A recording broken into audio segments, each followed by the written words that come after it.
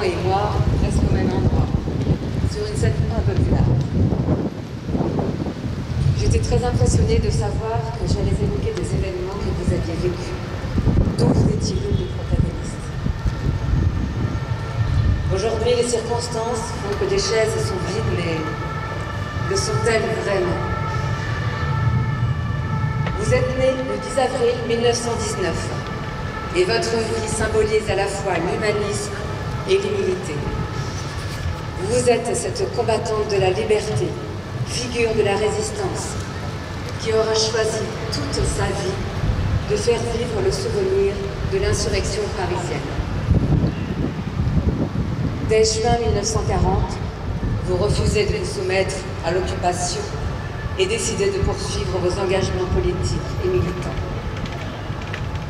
Vous vous engagez alors dans la résistance, avec un courage sans faille.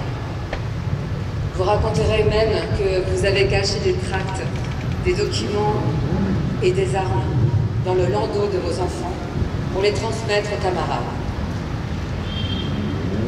Vous serez également au cœur de l'organisation de l'insurrection parisienne du 19 au 26 août 1944. En effet, c'est vous qui dactylographiez, aux côtés de votre mari, le colonel Roll, l'appel à la mobilisation des Parisiennes et des Parisiens.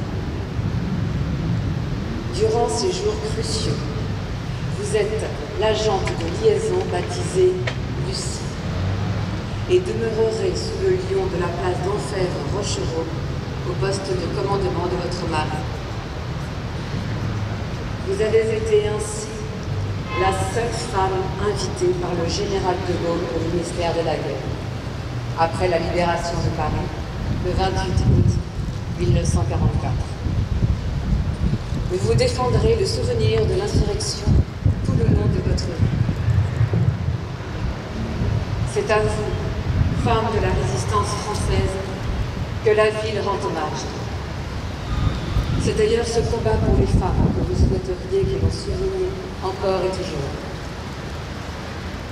Lorsque vous avez reçu les plus hautes distinctions de la République, vous fûtes élevé aux dignités de grand officier de la Légion d'honneur et grand croix de l'Ordre national du mérite.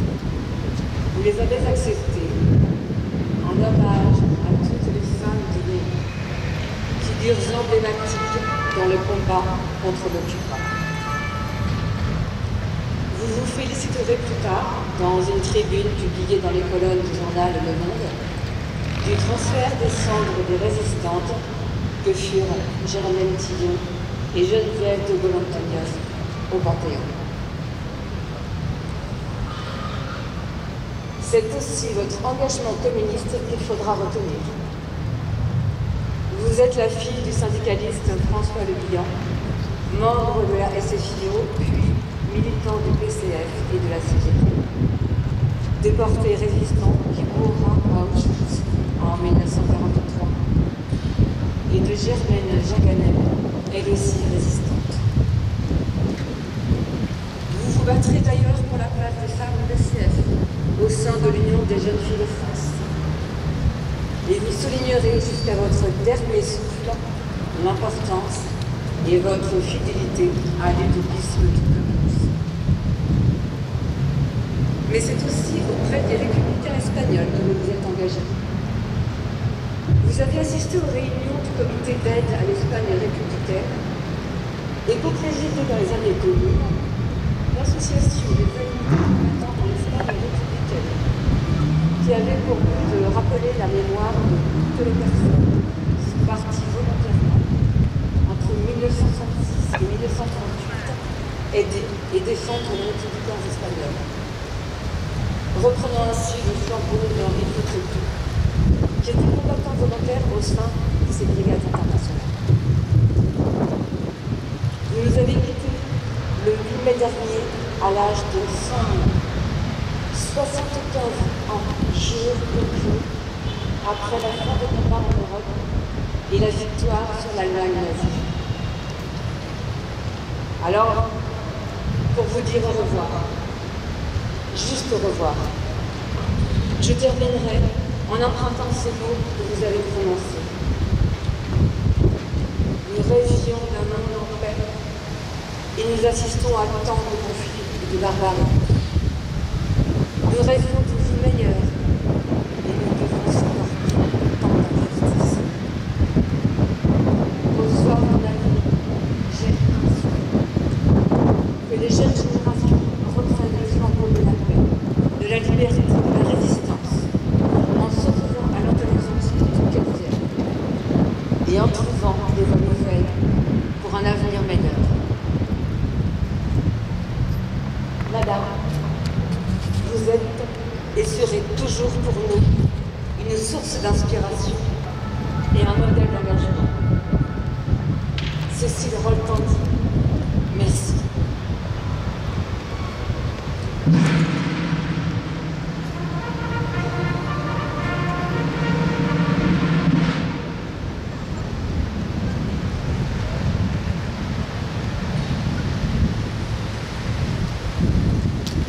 En avril 1945, il y a 75 ans, le général de Gaulle honorait Paris en lui attribuant la croix de la Libération, faisant de la capitale, aux côtés de Nantes, Grenoble, Passy-en-Vercors et l'île de Saint-Louis, l'une des cérémonies de la Libération. En hommage à toutes ces femmes, tous ces hommes qui ont combattu pour la liberté, pour les valeurs de la République, parfois jusqu'au sacrifice suprême de leur vie pour la France. Madame Anne Hidalgo, maire de Paris, et Madame Geneviève Darrieussecq, ministre déléguée à la mémoire et au monde combattant, vont maintenant déposer une gerbe de fleurs devant la plaque gravée faisant de Paris une ville compagnon de la libération.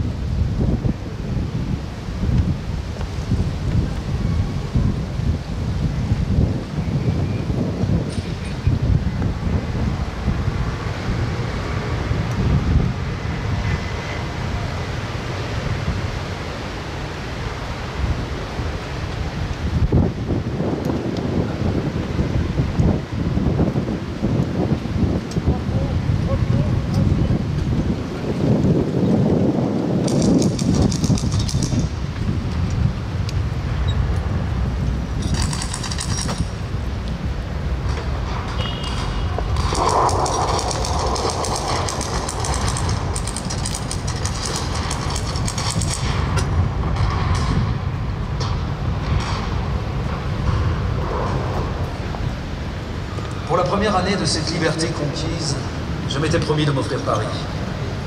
Je ne connaissais que superficiellement cette ville inépuisable, pour m'y être déjà rendu 2 fois, et je savais qu'un jeune homme y ayant vécu 1 an en emporte pour la vie un souvenir de bonheur incomparable. Nulle part on ne sentait, par tous ses sens éveillés, une identité aussi forte entre sa jeunesse et l'atmosphère que dans cette ville qui se donne à tous et dont aucun ne peut faire complètement. Je sais bien qu'il n'est plus ce Paris heureux de ma jeunesse, ce Paris qui vous communiquait l'allant dont il était rempli. Peut-être qu'il ne retrouvera plus jamais cette merveilleuse liberté depuis qu'une poigne de fer, la plus tyrannique qui soit sur la terre, lui a imprimé sa marque brûlante. À l'heure où je commençais à écrire ces lignes, les armées allemandes, justement, les tanks allemands, avançaient comme un rouleau compresseur, comme une masse grise de termites, pour détruire jusqu'à la racine cet organisme harmonieux, avec ses couleurs divines, sa bienheureuseté, son lustre et sa fleur que jamais. Or maintenant, c'est chose faite. Le drapeau à croix gammée flotte sur la tour Eiffel. Les troupes d'assaut noirs paradent isolément sur les Champs-Élysées de Napoléon. Et de loin, je sens les cœurs qui se serrent dans les maisons, les regards humiliés de ces Parisiens qu'autrefois si bienveillants, à présent que les bottes des conquérants martèlent le sol de leur bistrot. Les cafés familiers. Aucun malheur personnel ne m'a jamais autant touché, bouleversé, désespéré, que l'humiliation de cette ville bénie entre toutes, pour faire le bonheur de quiconque s'en approche. Sera-t-elle un jour en état de donner à de nouvelles générations ce qu'elle a donné à la nôtre? La meilleure leçon de sagesse, l'exemple le plus admirable par sa façon d'être à la fois libre et créatrice, ouverte à chacun, tout en s'enrichissant de cette belle prodigalité.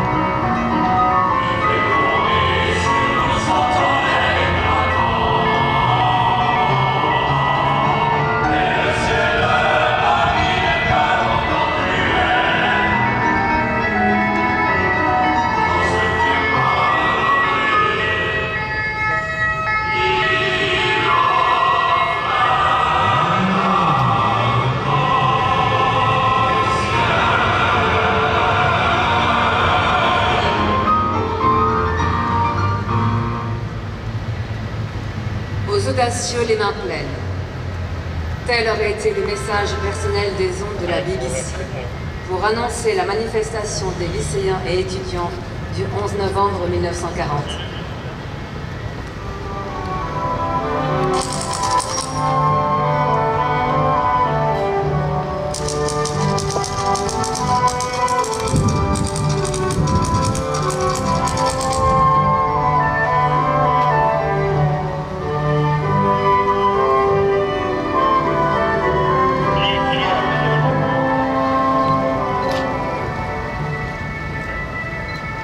J'entrais dans ma première année d'études supérieures. Je ne pouvais imaginer aucun avenir placé sous une domination étrangère et de surcroît nazie. Mais malgré la force de sa rébellion, que peut faire un étudiant devant l'écrasante réalité? D'autant que l'atmosphère était partout à la repentance et à l'acceptation. Les premiers contacts en vue d'une résistance sont décevants. Mais l'approche de l'anniversaire du 11 novembre 1918 va fournir l'occasion. Cet événement est pour le nouveau pouvoir de fait installé à Vichy une circonstance supplémentaire pour manifester son renoncement. En effet, il décide d'interdire toute manifestation commémorative. Ainsi, les facultés parisiennes seront fermées et aucun hommage ne sera rendu à la mémoire des sacrifiés de la Grande Guerre. C'est nous désigner le jour et le lieu pour manifester notre rage et notre espérance. Dans le sous-sol de la faculté de droit, rue Saint-Jacques, nous utilisons la machine à reproduire les cours polycopiés pour tirer un tract appelant les étudiants à se réunir en fin d'après-midi sur les Champs-Élysées. Étudiants de France, le 11 novembre est resté pour toi jour de fête nationale. Malgré l'ordre des autorités opprimantes, il sera jour de recueillement. Tu n'assisteras à aucun cours. Tu iras honorer le soldat inconnu à 17h30. Le 11 novembre 1918 fut le jour d'une grande victoire. Le 11 novembre 1940 sera le signal d'une plus grande encore. Tous les étudiants sont solidaires pour que vive la France. Le temps est gris, à l'image des âmes emplies de tristesse. Des groupes d'étudiants et de lycéens montent et descendent l'avenue et parfois, lorsqu'ils se trouvent nombreux, entonnent quelques phrases de la Marseillaise ou clament le nom de De Gaulle. Puis ils s'enhardissent et s'en prennent aux voitures allemandes stationnées sur les trottoirs et conspuent les militaires Felgraf qui sortent des cafés sentant venir l'incident. Alors que nous éprouvons un sentiment de force, de revanche même, le martèlement des pas d'une compagnie de combat nous fait tourner la tête. Venant de la Concorde, elle monte vers l'étoile. Les soldats au pas cadencé sont casqués et armés. Le déroulement est rapide. Les militaires allemands forment un demi-cercle, le dos à l'arc de triomphe. Épaules, tirent et nous chargent. Je suis blessé à la jambe par une grenade offensive.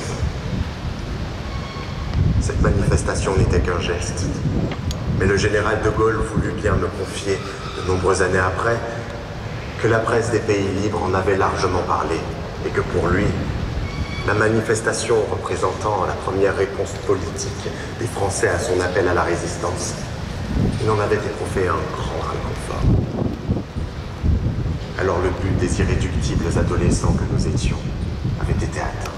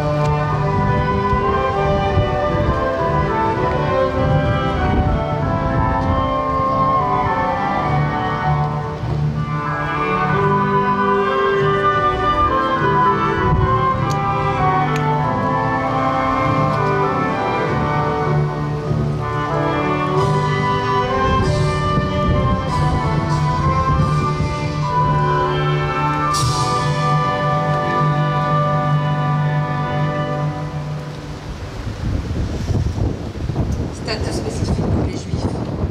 Port de l'étoile jaune. Humiliation. Spoliation. Le régime de Vichy met tout en œuvre pour une collaboration active avec le Troisième Reich. L'irréparable se commet les 16 et 17 juillet 1942.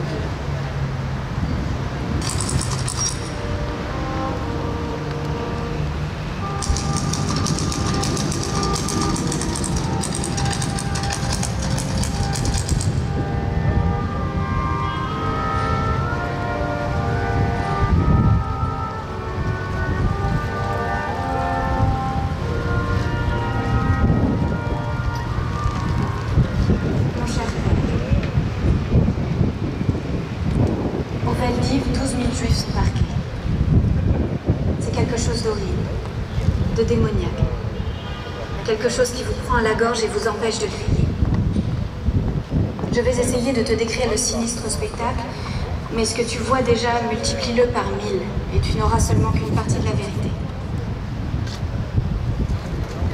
En entrant, tu as d'abord le souffle coupé par l'atmosphère empuantie. Et tu te trouves dans ce grand vélodrome noir de gens entassés les uns contre les autres. Certains avec de gros ballots déjà salis, d'autres sans rien du tout. Ils ont à peu près 1 mètre carré d'espace chacun quand ils sont couchés. Et rares sont les débrouillards qui arrivent à se déplacer de 10 mètres de long dans les étages. Les quelques WC qu'il y a au Veldiv, tu sais combien ils sont peu nombreux, sont bouchés. Personne pour les remettre en état. Tout le monde est obligé de faire ses déjections le long des murs. Au rez-de-chaussée sont les malades. Les bassins restent pleins à côté d'eux, car on ne sait où les vider. Quant à l'eau, depuis que je suis là-bas, je n'ai vu que 2 bouches d'eau, comme sur les trottoirs, auxquelles on a adapté un tuyau de caoutchouc. Inutile de te décrire la bousculade. Résultat, les gens ne boivent pas et ne peuvent pas se laver. Le ravitaillement. Une demi-louche de lait par enfant de moins de 9 ans, et encore tous n'en ont pas. 2 tartines épaisses de 2 cm de gros pain pour toute la journée, et encore tous n'en ont pas. Une demi-louche de nouilles ou de purée pour les repas, et encore tous n'arrivent pas à en avoir. Cela va encore car les gens ont pris des provisions de chez eux, mais d'ici quelques jours, je ne réponds plus de rien. L'état d'esprit des gens, de ces hommes, femmes et enfants, entassés là est indescriptible. Des hurlements hystériques, des cris « Libérez-nous !» Des tentatives de suicide, il y a des femmes qui veulent se jeter du haut des gradins. Ils se précipitent sur toi. « Tuez-nous, mais ne nous laissez pas ici. Une piqûre pour mourir, je vous en supplie. »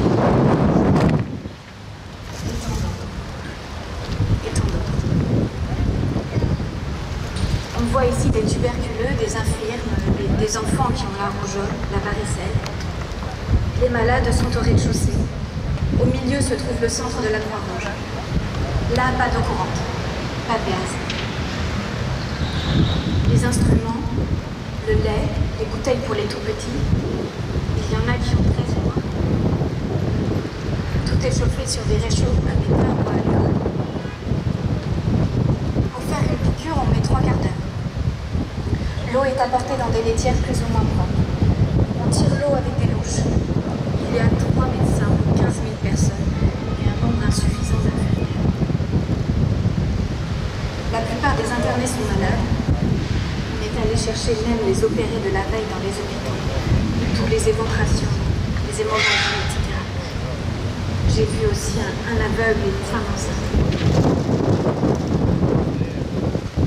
Le corps sanitaire ne sait où donner de la tête. En plus, le manque d'eau nous paralyse complètement et nous fait négliger totalement les yeux.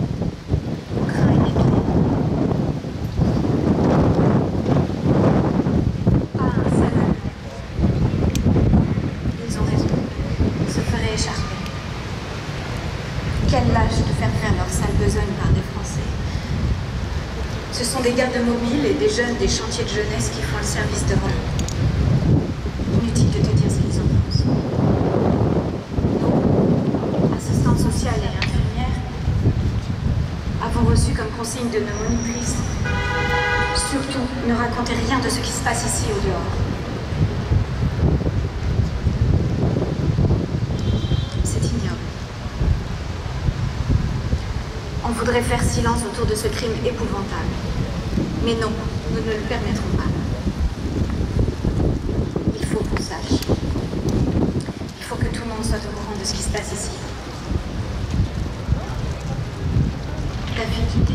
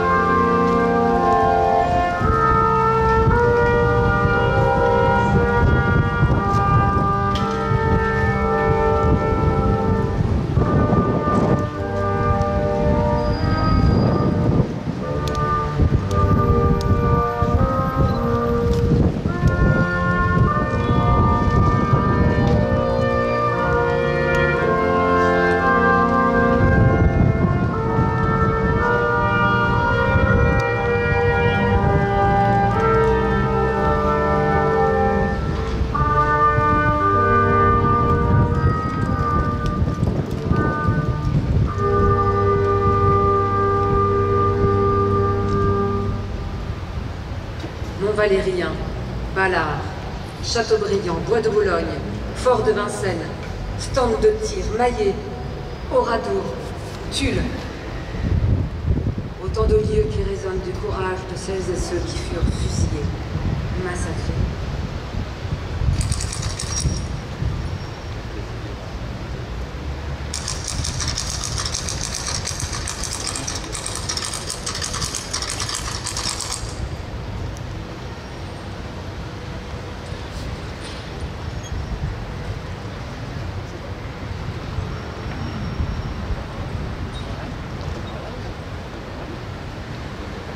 Prison de Fresnes le 21 février 1944.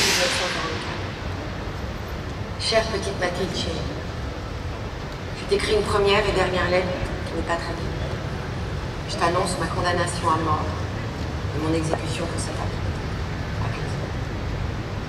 Avec plusieurs de mes camarades. Je te demande d'avoir beaucoup de courage. Je vais mourir en pensant à toi jusqu'à la dernière minute comme j'ai toujours pensé. Je meurs courageusement et en patriote. J'ai fait mon devoir de soldat. Je te demande d'oublier ce cauchemar et te souhaite d'être heureuse, car tu le mérites. Choisis un homme bon et honnête, et qui saura te rendre heureuse. Conserve ma mémoire le temps que tu voudras. Mais il faut te dire une chose. Personne ne vit avec elle. J'avais fait pour toi et moi de beaux projets, mais le sort en a décidé autrement. Je te jure que je n'ai jamais eu de moment de défaillance. Je me rends soldat de la libération et en français patriote. Tu demanderas si tu le désires à mes parents chéris, que je vais quitter avec un grand regret, un souvenir de moi qui ne devra jamais te quitter. Tu diras aussi à tous mes camarades que tu connais que je les quitte en pensant à eux. Qu'ils pensent un peu à leur camarade qui est mort pour ça. Cher Mehdi, j'aurais bien voulu, ainsi que mes parents, vous serrer une dernière fois dans mes bras. Le temps me manque. Je pense tendrement à tes parents, à toute ta famille, que je regardais déjà presque comme la mienne. Mon dernier souvenir va aussi vers tous les voisins et amis que je quitte en embrassant tout mon cœur. J'espère que le souvenir de mes camarades et le mien ne sera pas oublié, car il doit être mémorable. Petite Mathilde, je te demande d'être heureuse. C'est ma dernière volonté. Ma lettre n'est pas bien écrite, mais ce n'est pas de ma faute. Conserve-la parmi les objets qui te seront le plus précieux. Je termine en t'embrassant de tout mon cœur, et ton souvenir m'accompagne jusqu'au bout. Ton petit ami qui te quitte pour toujours. Vive la France. Roger.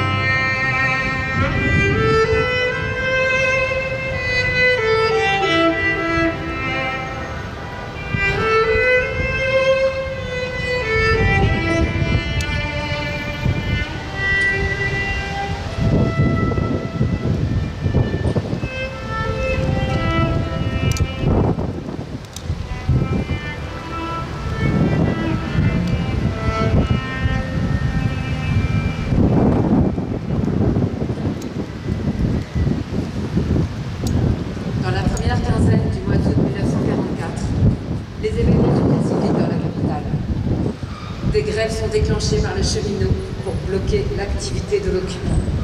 Ils sont suivis de près par les policiers. Le comité parisien de la libération incite tous les ouvriers à se joindre à ce mouvement. Un vent de révolte souffle sur la capitale. L'appel à l'insurrection est lancé. Dès lors, plus rien n'arrestera les résistants auxquels se joignent Parisiennes et Parisiens. Le colonel Roll, depuis son PC de la place d'Enfer-Rochereau, coordonne les opérations en attendant l'arrivée des armées de Leclerc.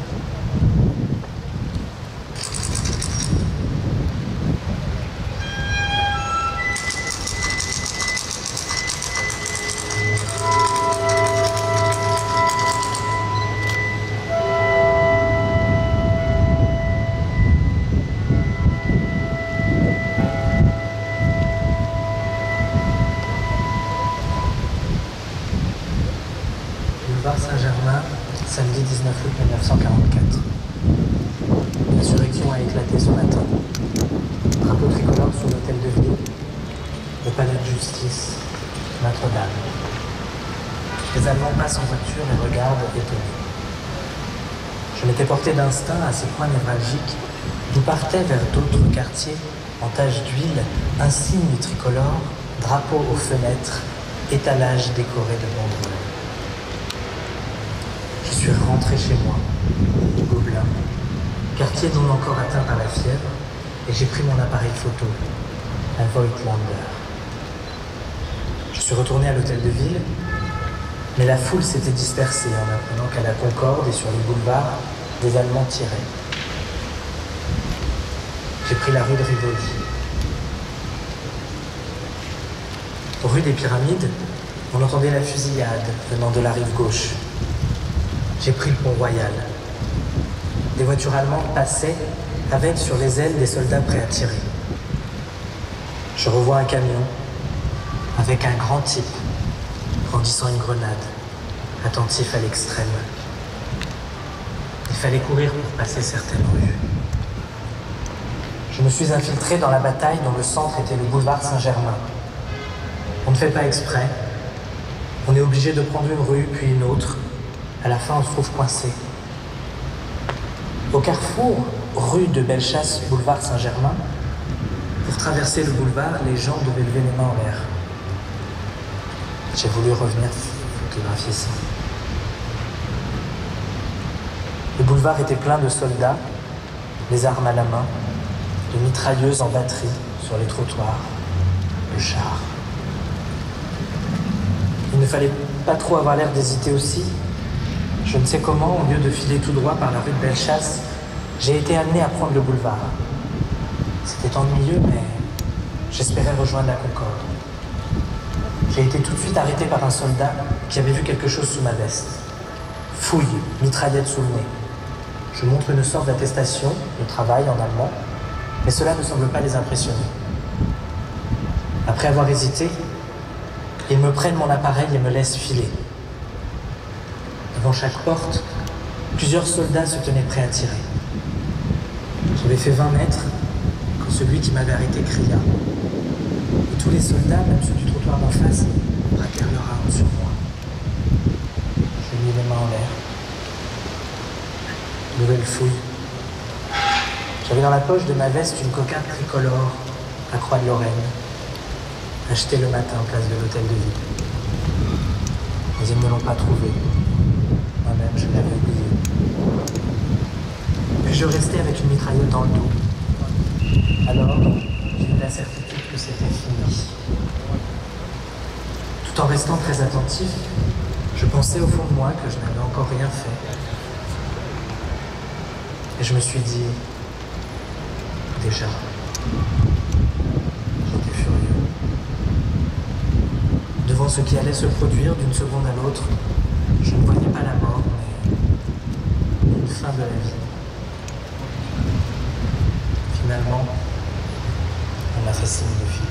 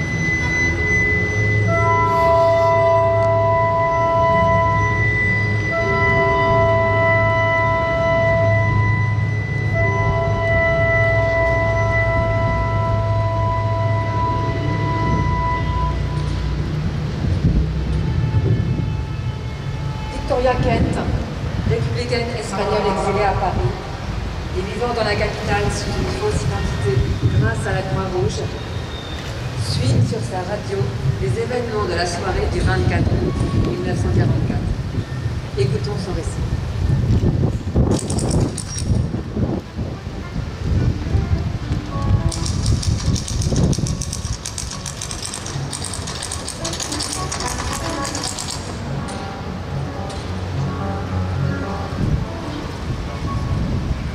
Je vivais clandestinement depuis 4 ans dans un petit appartement de la capitale, à l'instant de ces événements. Et en ce 24 août 1944, j'écoutais la radio. Le silence s'était étendu lentement dans la fin d'après-midi parisienne. Un silence indéfinissable, surprenant, rompu seulement par le murmure de la radio. Traversant diverses résonances, un speaker donnait des conseils de prudence tout en annonçant l'arrivée imminente des troupes alliées. De temps à autre, on entendait des explosions, des tirs et des rafales de mitrailleuses. Les SS luttaient encore. Et en même temps, on voyait partir de grands camions chargés de valises, matelas, bicyclettes et paquets divers, conduits par des Allemands au visage dur et inquiet qui abandonnaient la capitale. Depuis plusieurs semaines, sur le mur de ma chambre tendue de papier, aux motifs floraux de rose, anémone et pivoine, j'avais fixé plusieurs cartes géographiques que je marquais de points rouges. Sur la carte de France, les points me permettaient de visualiser la proximité des troupes alliées. À la radio, les nouvelles avaient confirmé que la police parisienne s'était rangée aux côtés de la résistance, que les résistants occupaient peu à peu Paris et qu'un appel à la grève générale avait été lancé. L'insurrection s'était étendue à travers tout Paris. Du boulevard Saint-Germain au Panthéon, la place de la République ou la place de la Bourse, accompagnée de barricades, de tirs et d'explosions. Après l'annonce qu'elles arrivaient enfin, je ne pouvais plus rester enfermée. Je ne voulais pas, je ne pouvais pas. La honte aussi. Et la tristesse recommençait à m'envahir, malgré les nouvelles d'espoir. Je pris la fenêtre et respirai profondément. L'air était un peu plus frais. Les arbres proches, hauts et touffus, filtraient dans la soirée la chaleur de la terre. J'avais besoin d'appeler mes amis, j'avais besoin d'informations, de calmer l'angoisse. L'obscurité de la nuit recommençait à m'étouffer. Je m'approchais du téléphone, défiais un numéro, tandis que la radio continuait d'émettre des voix inaudibles et des bruits. Soudain, je restais paralysée, le combiné dans la main. De la radio surgissait un gros tumulte, une voix haletante et beaucoup plus claire expliquait que les tanks de la division Leclerc venaient d'arriver à l'hôtel de ville. Qu'ils étaient entrés dans la capitale, qu'il avait été difficile et émouvant d'arriver jusque-là. Que pendant tout le trajet, les troupes du général Leclerc avaient soulevé des vagues d'enthousiasme. Le speaker, excité, parlait rapidement. « Les véhicules de la division Leclerc sont conduits par des Espagnols !» Je m'appuyais contre le mur. Conduits par des Espagnols? Les véhicules de Leclerc étaient arrivés. Ils étaient conduits par des Espagnols. Je couvris mon visage des mains. Des Espagnols dans la division Leclerc. J'avais compris, je l'avais entendu clairement. Les hommes des premières troupes libératrices entrés dans Paris n'étaient pas les Américains attendus. C'étaient les hommes de Leclerc, des républicains espagnols. Une intense émotion prit mes yeux de larmes, que de choses payées en un instant. Il était 9h26 du soir, heure allemande. Quelques instants plus tard, une immense clameur de cloches sonnant à toute volée allait en se multipliant et se multipliant encore dans tout Paris. Ils arrivèrent en zigzagant rapidement par diverses rues, depuis la porte d'Italie. Après avoir traversé le pont d'Austerlitz, la colonne de la 2e DB s'engagea sur le bord de Seine, prenant le quai de la Rapée, le quai Henri IV, puis celui des Célestins, jusqu'à déboucher sur la place de l'hôtel de ville. Les hommes de la Nueve occupèrent rapidement le terrain. Apprenant également que les véhicules étaient conduits par des républicains espagnols, de nombreux compatriotes enthousiastes accouraient de tous les coins de la capitale, surtout les nombreux Espagnols engagés dans la résistance intérieure. Plus de 4000 Espagnols participèrent ainsi à l'insurrection parisienne. Les embrassades se succédaient entre l'armée viva, les soldats de Leclerc et les soldats de Paris ne cachèrent pas leur émotion. Et soudain, par-dessus l'allégresse générale et les strophes de la Marseillaise, on recommença à entendre la sonnerie des cloches. Ce fut d'abord le son grave du bourdon de Notre-Dame. Peu après, un écho lumineux, toutes les cloches de Paris sonnèrent à la bonne. Pendant un long moment d'intense émotion, plus de 200 clochers tintèrent par toute la ville pour annoncer la libération. L'enthousiasme se prolongea une partie de la nuit. Paris, qui pendant 4 ans avait connu l'obscurité, d'un coup s'emplit de lumière.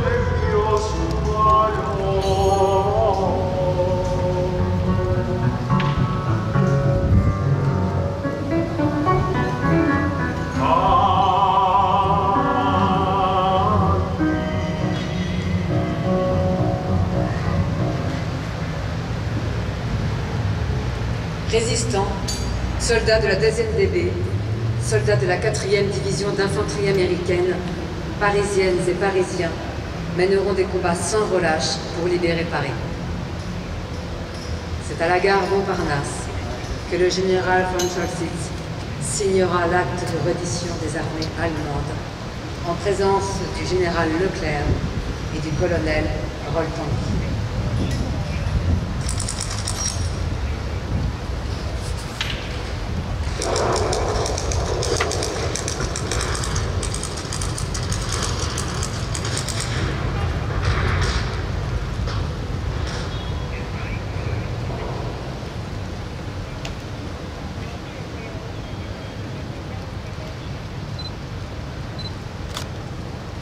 Quel est le théâtre d'aujourd'hui? Le théâtre où se donne le drame véritable? Le théâtre où brillent les feux de la gloire? C'est le théâtre de la guerre. Les acteurs en sont les soldats. Que demande un acteur?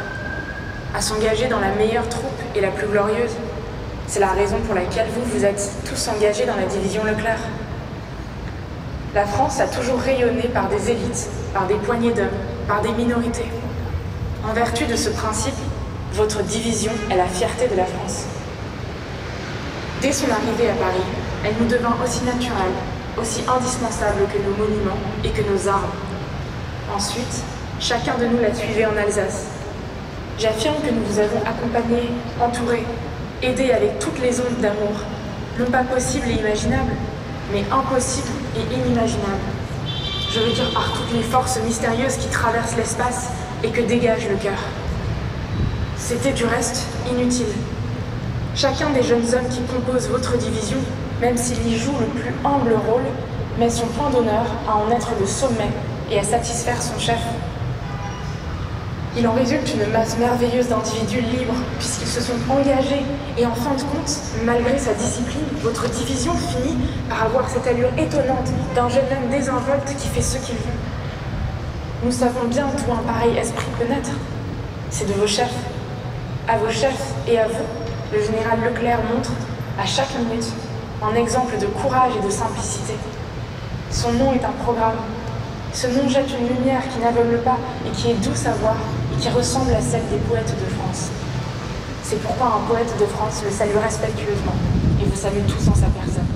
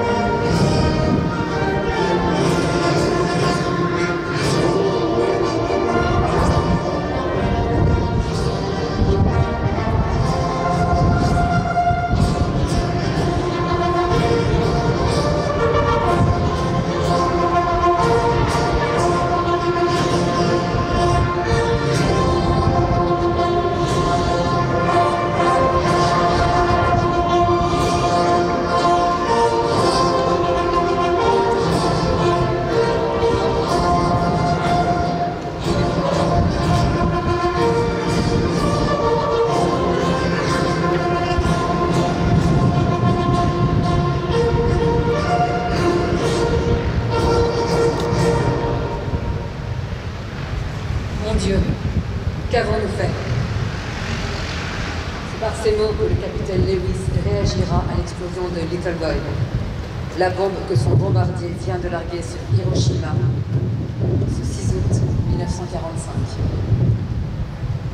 2 jours plus tard, Nagasaki connaîtra le même terrible sort. Acculé, Hirohito annonce lui-même le 15 août 1945 la capitulation de l'Empire japonais.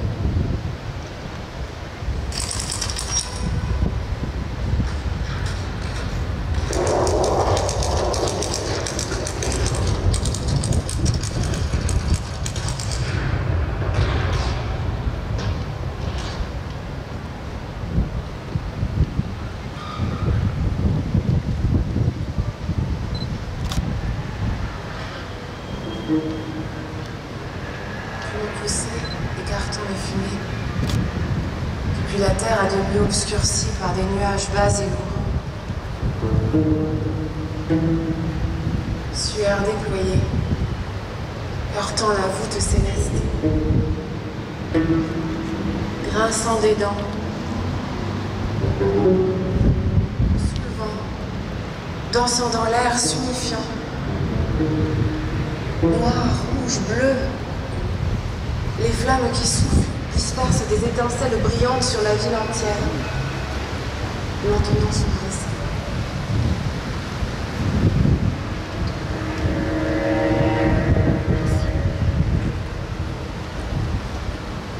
Ondulant comme des algues, des rangs de flammes avancent.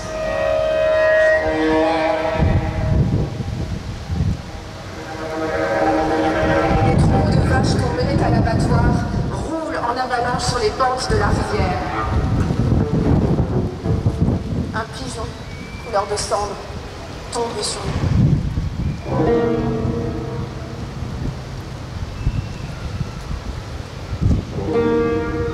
Ceux qui sautillant, sortant dessous des jets de fumée, rampent, avalés dans les flammes, sont d'innombrables humains à 4 pattes.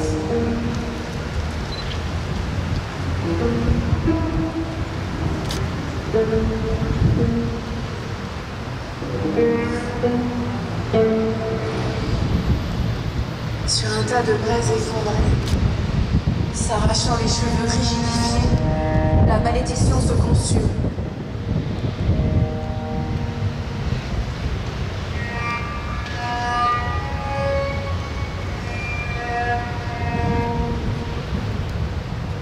Après ce temps condensé, explosé, rien que haine incandescente, se répandant palpitante.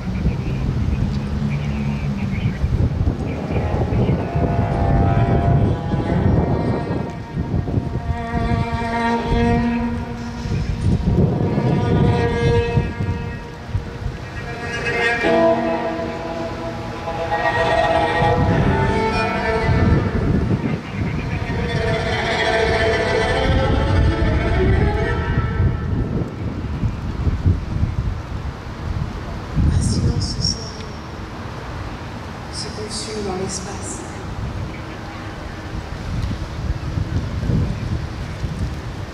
Les chauds rayons d'uranium qui ont repoussé le soleil impriment sur la chair du dos des vierges le motif fleuri d'une soie fine, mettent instantanément en feu la robe noire d'un prêtre.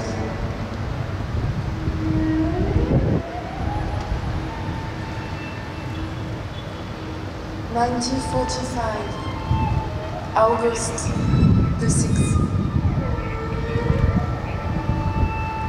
En ce minuit, en plein midi, l'homme à coup sûr a livré Dieu aux flammes.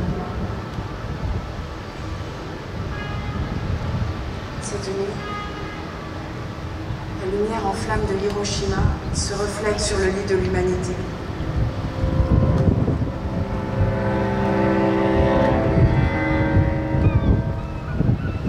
Avant longtemps, l'histoire aura tendu une embuscade à tout ce qui ressemble à Dieu.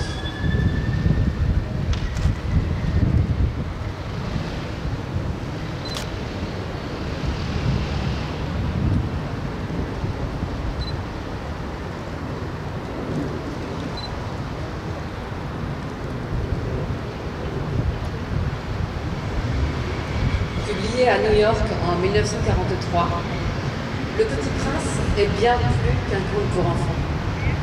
Il est une leçon d'espoir et d'un vivre ensemble fait de partage, d'étonnement et d'amitié. Paris, par tant d'épreuves traversées, garde toujours foi en son histoire, en son destin et en toutes les Parisiennes et les Parisiens qui, toujours, sauront regarder avec le cœur.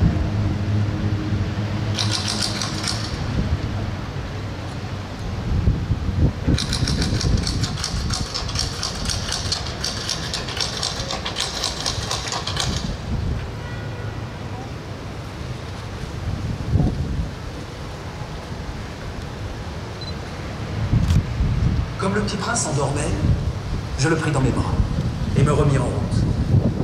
J'étais ému. Il me semblait porter un trésor fragile. Il me semblait même qu'il n'y eut rien de plus fragile sur la terre. Je regardais à la lumière de la lune ce front pâle, ses yeux clos, ses mèches de cheveux qui tremblaient au vent, et je me disais, ce que je vois là n'est qu'une écorce, le plus important est invisible. Comme ses lèvres entr'ouvertes ébauchaient un demi-sourire, je me dis encore, ce qui m'émeut si fort de ce petit prince endormi, c'est sa fidélité pour une fleur, c'est l'image d'une rose qui rayonne en lui comme la flamme d'une lampe, même quand il dort.